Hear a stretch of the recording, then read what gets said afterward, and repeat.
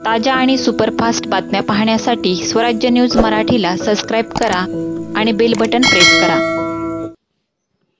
Massage पार्लरच्या नावाखाली चालत असलेल्या कुंटणखान्यावर शुक्रवार दिनांक 23 मे रोजी छापा टाकून पोलिसांनी 2 महिलांची सुटका केली।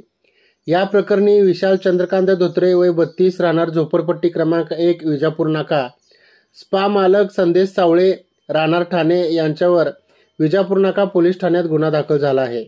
आरोपींना 27 मे पर्यंत पोलीस कोठडी मिळाली आहे। ही कारवाई 23 मे रोजी करण्यात आली। विजापूर रोडवरील आतार कॉम्प्लेक्समध्ये स्पा सेंटरच्या नावाखाली कुंटणखाना असल्याची माहिती पोलिसांना मिळाली। या माहितीवरून पोलिसांनी बनावट ग्राहक करून याची पडताळणी केली। जेव्हा बनावट ग्राहकाने इशारा करताच पोलिसांनी छापा मारण्यासाठी गेले, तेव्हा आरोपींनी लोखंडी जिन्याला कुलूप लावले तर लिफ्टही रोखून धरली, पण तरीही पोलिसांनी बिल्डिंगमध्ये प्रवेश करत ही कारवाई केली। यात पोलिसांनी वरील आरोपींवर अनैतिक मानवी वाहतूक प्रतिबंधक कायद्याअंतर्गत गुन्हा दाखल केला। पोलीस या घटनेचा तपास करत आहेत।